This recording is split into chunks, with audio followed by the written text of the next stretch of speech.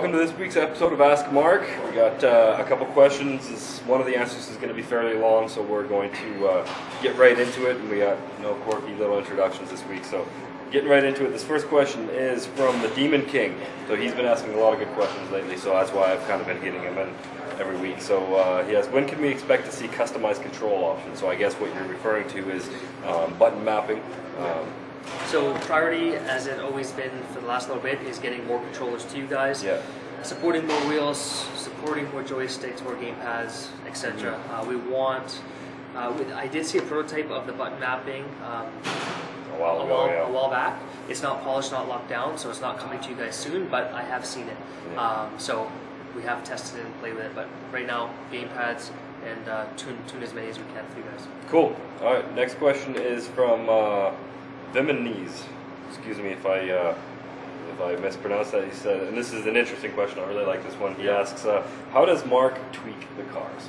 So this is the long. Here's all the golden secrets. So I've been tweaking cars forever, since the end of the Hot Pursuit 2. Yeah. So pre-production of Underground 1, and basically that physics engine to today's, has been evolving with a little bit of my feedback, obviously. So keep it short.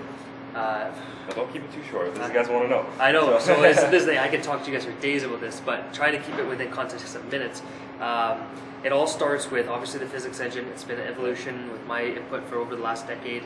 I know the system inside and out, so we have multiple attributes based on brakes, transmission, engine, aerodynamics, you name it.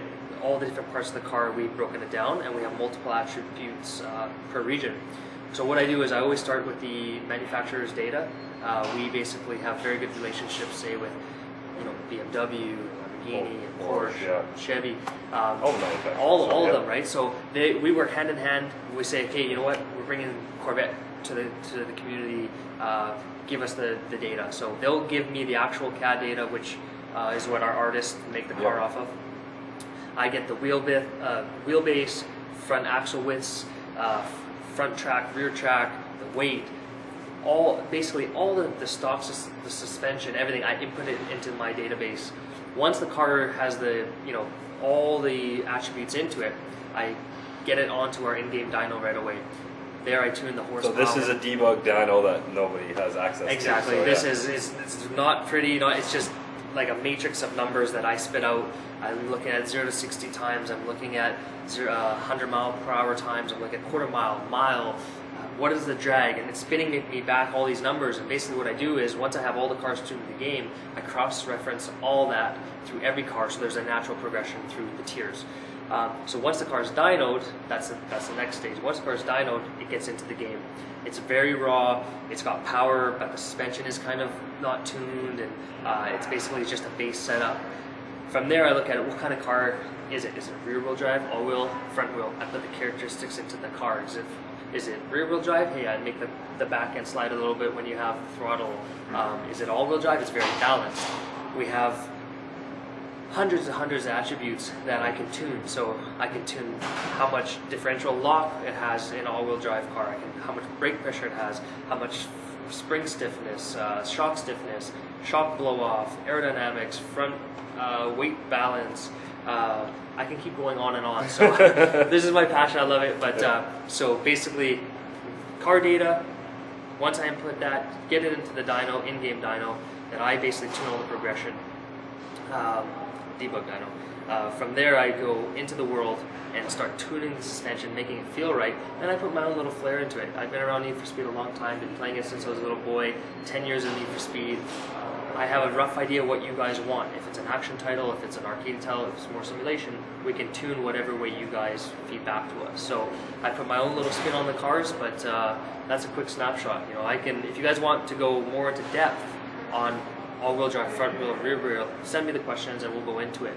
Okay, cool. That's a big, broad question. Like I said, spend days on that, but that's been my life for the last decades. So fire away if you guys have any questions. Send them in, guys. Cool. I like that one. All right, this next question is from Blaze, and he asks, or he or she asks, will there ever be any sort of contest where you can make your own tracks or routes for Team Evade or Team Escape or anything like that, and then we'll put them into the game? This is a great question. We have talked about this. I've talked to the team about it. This is something that we definitely want to do, and I think that you guys should expect to see a contest like that soon. Which is cool. So, I think it's took the thunder there, but yes, sure. that's a great question. I think it's a great idea, great question. As one of our designers, it's very simple. If he has the track map, you guys know what layout you guys would like.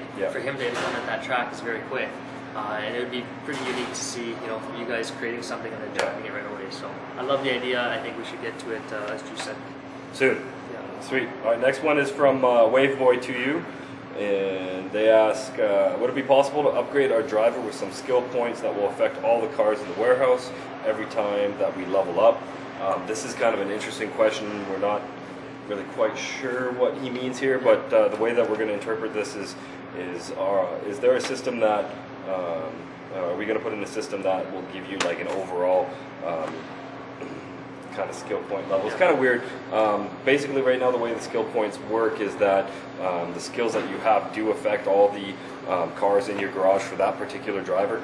I guess you can go into a little bit basically, more detail. The design of it was meant to be that you create multiple drivers and you make those drivers tuned in different ways. So if you want to create a pursuit driver, you want to create a race and explore, and so the game expands, right? So that's the design, and that's what we're hoping the community wants to go and expand there. So that's the design still. I don't see that changing anytime soon. So basically the way the skill set is based, or the way the skills work and the skill points is that when you go to make your skills, you should generally plan what you want your driver to be. Is this guy going to be a guy that you're going to be used exclusively for races, and that therefore you should concentrate on those race skills. If you're going to be using it for pursuits, then you should get the ram skills up and the pursuit skills up, the radars and whatnot. And then explore is a little bit of both. Use some skills from both, but then also invest in some explore. So that's the way the skill system works, and I don't think we're going to change it anytime soon. So. Next question is from, actually two people asked me this question, and it's from Godlike and Razor X, so these two people. And this is actually a pretty interesting question because there's a lot of posts on the forums right now as well. And they ask, are you going to add reset skill points button anytime soon? So this is basically, you've added skill points, can you take them away and then reassign your skill points? I think the long and short of that is... right now, no. It's not in the plan. Not saying that we won't do it. It's just not in the plan right now. Basically, as Drew mentioned before, you put a lot of thought into basically how you want to progress through the game. What type of player are you? Everybody plays differently. I'm the type of guy that no matter what, I always put extended NOS on right away, perfect start right away. I like to be very aggressive through the racing. So. I invest in those right away, and I sort of plan everything else, primary, secondary, and so on and so on. So right now, no. But again, not to say that we would never do it. If the community has a huge outcry, if we have a whole bunch of level 50 drivers that want to swap this and that, something to always think about. Something to maybe have a discussion about, broader than just, it's an idea, let's do it or not, right? It's a deep one that we have to talk about and think about. It's really interesting, but like right now, guys, I mean, you should plan what you want to do ahead. It's like any other MMO is, you can't just randomly go in there and select it, select skills. You should know what you want to be. You should be a racer, a pursuit guy, or a mix of both. That's why you have different drivers right now. You can have a pursuit driver and then have a separate driver that's a race driver. So as of the current design, there's not really a need for that system. But again, this is something that you guys have brought up, so we'll take it to the table and see what we can do. So cool. So that's it for this week. 5 questions, good questions, I actually have to say. So don't forget that if you guys want to go into depth about tuning the cars, we can do that. We might do a couple special episodes or something like that. Don't forget to keep sending me these questions.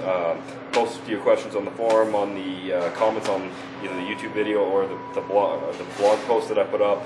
Email me your questions. I'm getting them all, and we got obviously getting some really great questions. So keep them coming, guys. Appreciate that. Thanks, guys. See you next week. See you next week.